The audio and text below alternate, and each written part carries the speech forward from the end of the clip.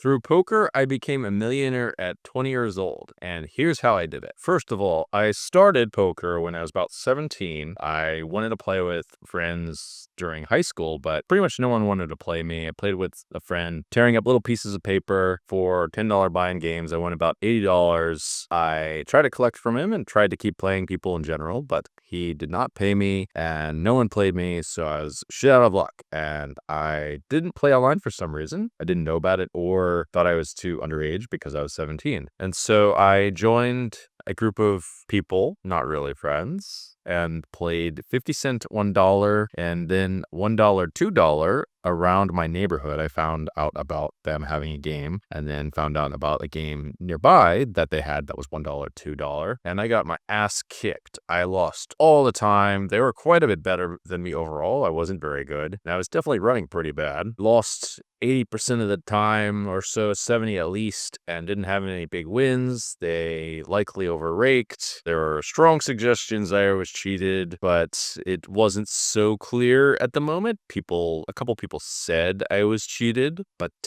in this specific period, it wasn't that clear. However, later on in my career with these same people, it was very clear that I was cheated. And one of them, who was mostly innocent but didn't cheat me, was Scott Palmer. You're not in danger too. That's when I first met him. He was among this group of friends, and I got my ass kicked. I lost about $3,000 in a few months. My parents locked my savings account, which had about $5,000 total in it, and said I could keep playing or whatever, but I had to get money on my own. Yeah, my road to success was pretty bumpy. Most of these guys that were allegedly my friends, sort of my friends, were total assholes to me. Scott was a bit of a troll. He would do things such as 3-bet me and play against me blind when he thought he could read me, and then he'd unfold his hands, and then he'd have and that is he'd zip himself up in a hoodie as well, in where he's bluffing, and he would also, just play hand blind. He'd play hands blind against me and flip over queens or some big hand. It would turn out that he actually had something really good when he was playing hands blind against me and didn't look at his cards, and he thought this was a fun way to deal with things. But he was actually my friend and hung out with me quite a bit, and certainly hung out with me when I started winning at poker, where I became much more successful than these guys. But before all that, let's talk about some of the things that they did, such as, and a mix of experiences of positives and negatives, one of which was they once pretended to steal my car by pretending to be random people on the street, and had a couple friends hijack my car. I was driving a Lexus ES300 at the time, and they just kind of drove it around. But I could tell something was a bit amiss because people were not that afraid. We kind of parked on the side of the road, and these guys just said, "Get out of the car, I got a gun." And Scott said, "Oh no, they got a gun, George." That's what they called me. And then we drove around and ran around the neighborhood, and Scott was saying, "Run, George, run." And I could tell something was a little bit too relaxed, because there's a bit of giggling and laughing that should be happening if someone steals your car. So of course the other friends of theirs, mutual friends of theirs, brought back the car, and sure enough, it was a bit of a prank. But I actually thought that was funny. There are things that are less funny that eventually happened, where one of the players would change the cards in the deck. It was not Scott, change the outcome, but I guess to their sort of credit, they wanted to run it twice. And the first time, of course, was the time where they cheated and had the good run out to suck out against me. Second time, I won it because they felt a little bit bad about cheating too much, which is sort of a good thing. Well, that's a good thing, relatively speaking. The same player, when he was beating me fairly, when I was losing $3,000, he would win about $600 or so. I was getting very visibly upset. It was very clear that I was upset and very frustrated. And then he would start giving me lessons and teaching me, which I say "Oh, if you bet on 954 after your rear pre-flop, what the hell can you have?" And I thought, "Oh, you're right. Shit." And so he'd show me, "Okay, well, I was just bluffing you on this spot." And even after losing $650, he'd give me some clothes back as a bit of consolation. This was one of the things we played for, and he just gave me some of them anyway. But it shows that people that were a bit of a dick still usually have some kind of positive side to them. I always remember this. Another story is we were betting, and I'm not super athletic. I'm certainly not good at basketball specifically. We bet basketball, and this guy who was quite a bit taller than me and certainly more athletic decided that it would be a fun idea to just completely trash me and bet his $100 to my $50 that he could get 20 points before I could score 1 point, and I got the ball every single time in a game of basketball. And I played a bit of basketball, actually. I wasn't horrible, but I was pretty bad, certainly compared to anyone that was any good. And I said, "Okay, that seems kind of crazy. I'll take that. So I played, and very quickly I figured out I could not score a layup on this guy, and he'd just get the ball from me, or I'd miss, not be able to take a shot, really. And about 10 shots-ish in, I realized, fuck, I can't score this way, maybe even a bit less. And I realized, but one thing I can do, because he's giving me the ball every time, and he's not really guarding me when I'm very far away, is I could attempt to make a shot from the three-point line, which I actually was a pretty good shot at that. And sure enough, around 13 points in, as I kept taking 3-point shots, I scored a point. Yeah, I did not get paid from that, I'm pretty sure, but I won and remembered it over a decade later. Another story is, one of the fucked up things these guys did to me was they invited me to go with them to Ocean City, which was sort of a party city, for summer break. And then one day they drove and they picked up my money. They said, oh, we need to collect the money from you. And they drove off to Ocean City. It's like, well, I didn't know they were driving off to Ocean City. I'll tell the story a little bit differently. And then they drove off, and then I messaged them and was like, okay, when are we going to Ocean City? And then later I found out they went to Ocean City without me and took my money, $400. It's not very nice. This was a bit later, after I had won $3,000 or so. And the moral of the story is a little bit different. There's once a guy who also bullied me. He would like actually visibly wrestle me. I did in fact retaliate and suggested violence, and he immediately backed off. And then what happened was he decided to impersonate the police officer through a phone, and I actually fell for it. This police officer said, oh, you've got to give poor, his name was actually Sean, and you need to give him $150. And I thought this was real, but what the fuck do I know? So I actually gave him $150. And so basically I got scammed in this strange way. And then apparently these days he's doing quite a bit better in helping with charity. I don't really know much details, but it's nice. That's the case, I don't care anymore, but it's a good story. That same guy managed somehow to put shit on my car. It didn't really affect me that much, kind of fucked up in retrospect, but put shit on my driver's seat entrance to the car, but I was able to get in through the side entrance, fortunately. I don't know how he did that. Kind of an accomplishment. It's a little bit of a joke on him, just because like he has to carry around shit everywhere and like somehow get it on the car. I don't really understand how you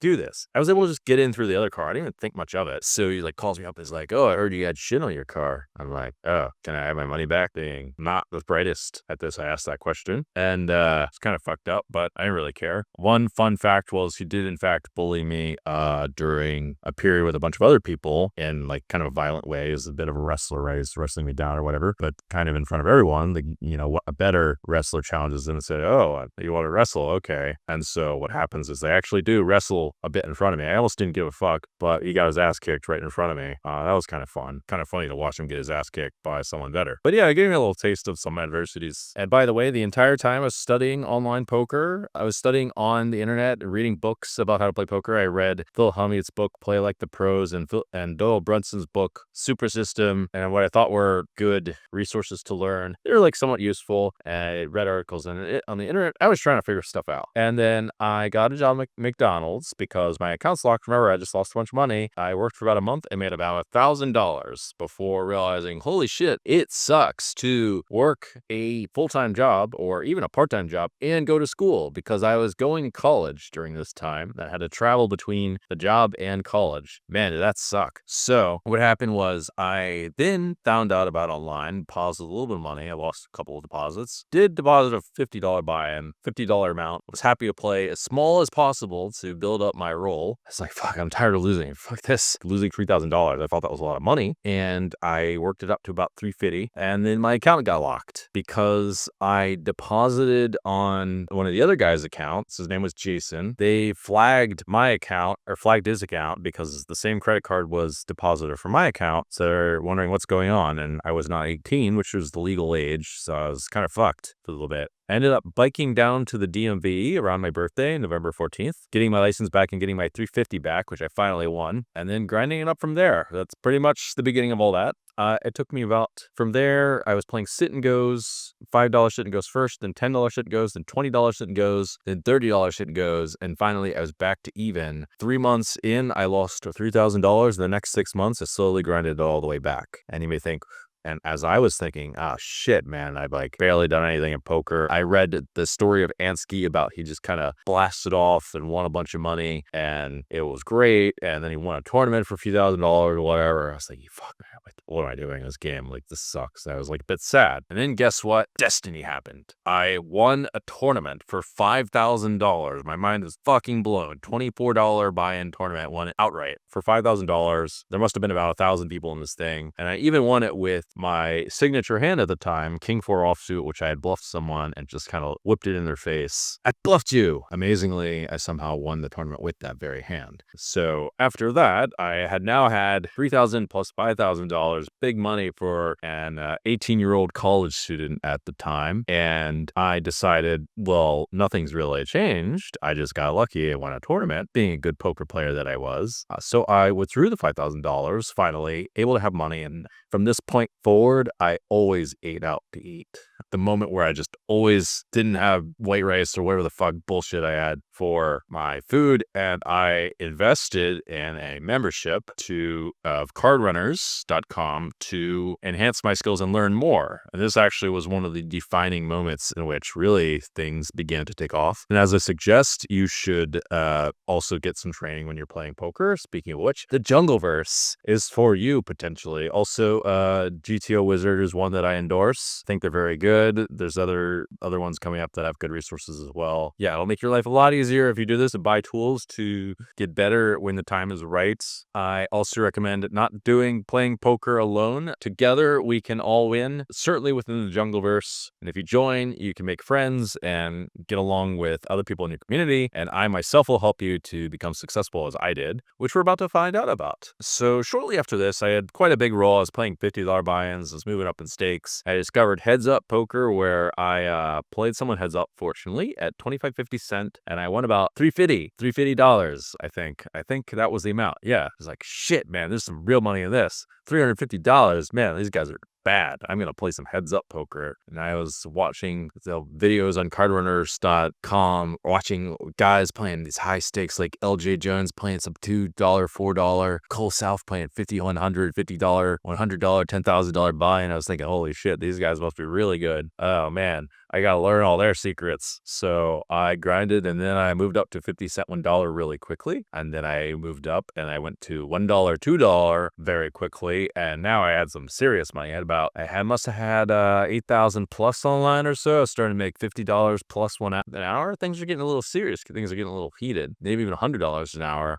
We could track in Poker Tracker, or I believe I was using Poker Tracker at the time. I could see the hourly. I was thinking, shit, man, this is some real money. Holy fuck. And so I then moved up to $2, $4. My parents gave me an internship where I basically just sat around, did nothing all day. Fucking sucked. Maybe I could have played online poker, but I didn't. I just read crack.com. I made $17 an hour. It took me a few weeks or so to make $2,000 an hour. And then I was able to play $2, $4 and make $2,000 in one day. Well, seems like this is going to be the better option for me. Still in school. It's just summer break. This is the year of 2009 is the year. Remember playing $2, $4, serious money, more than $100 plus per hour. That's like real money for the real world, actually. I was able to make $4,000 in one day. And shortly after, I got an offer to play heads up with one of these guys who's out of town, to be put in or not, a couple Joeys, and invited me over to their house. I actually don't know who precisely cheated me, but what happened was I played and I lost $4,000 to this motherfucker on a single table heads up, and there were people watching and commenting like, oh, the George, look, you got something good. And then the Joey would, of course, check fold, and then he'd blast the fuck off if I had nothing. Played a bit of a crazy style, and I learned later, as I said, lost $4,000 this way.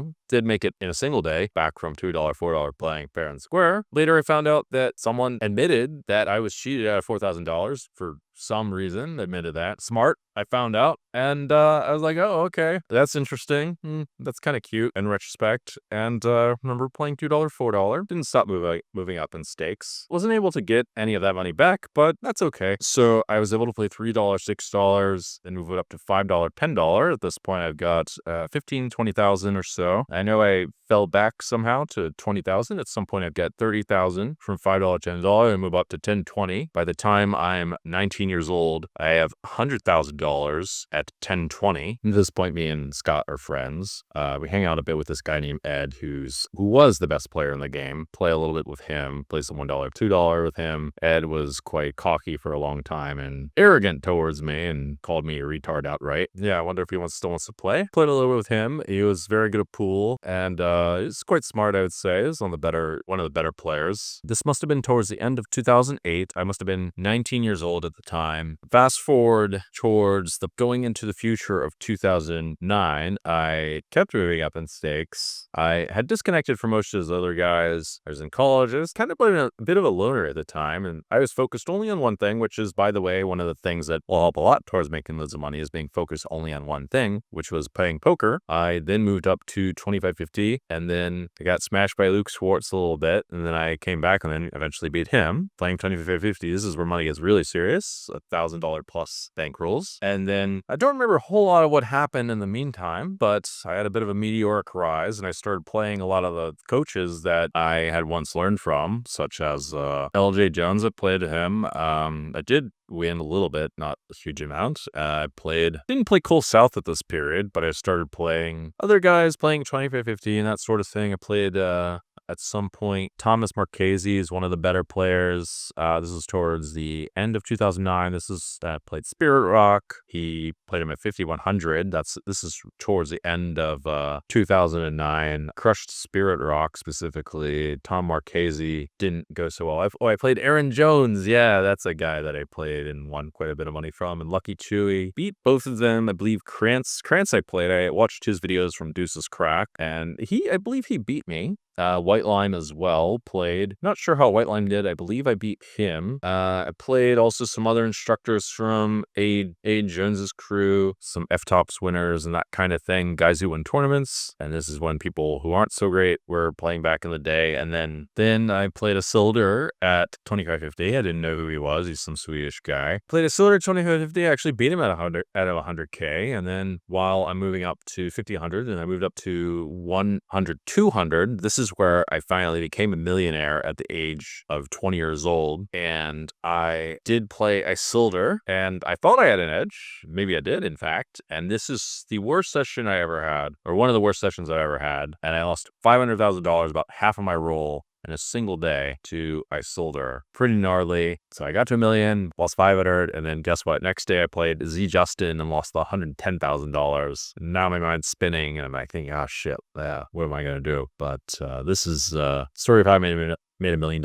Was managed to get my head straight after that. After I got to a big pinnacle point and got fucked up immediately, of course. So it's a bit of a super high and a super low, but I managed to get my shit together and think, okay, well, I still have 300 fucking plus $1,000 at the age of 300 something $1,000 at the age of 20 years old. And so things are pretty good, pretty sweet. And I managed to win some tournament and win some back and tighten up the game selection. It's quite important when you're getting screwed up. And a bit of downswing. So I swung back, and then 2010 was the next year, which went pretty well, you could say. By most standards, my hourly rate for winning was about $10,000 an hour. Felt like I had loads of days, by the way, that I just grinded forever on Sunday and just lost playing loads of tournaments, and then somehow managed to be the biggest winner there on that year for about $5 million at the end of the year. And this is the year where really I played all the people that I learned from and then beat all of them, or most of them, and won loads of money. I played Cole South, I played Brian Hastings, I played Taylor KB, all these guys from Card Runners, and did succeed. And this is where my meteoric rise and the rise to fame came from, when then I played against Tom Dwan, beat him for a large amount of money, and then he challenged me to the Dirt Challenge, kind of fucking my mind, and then lost even more money. Played Patrick Antonius, Still Ivy, all these guys, and managed to come out on top. And the moral of the story is, even though starts can be rough, even though it looks like things are not going anywhere, doesn't mean that they're not. As a matter of fact, all the fucked up shit that happens ends up benefiting the story in the long run, in my opinion, and that it ends up being part of the story. If there's not something fucked up and challenging, then there's nothing worthy to accomplish from it. In spite of all the bad things people did to me, not only did most of them have some good sides, I think pretty much everyone seemed to have a good side that I ran into, even though they did lots of bad things, didn't end up bettering. And the guys who did bad things, things did not seem to work out very well for them overall.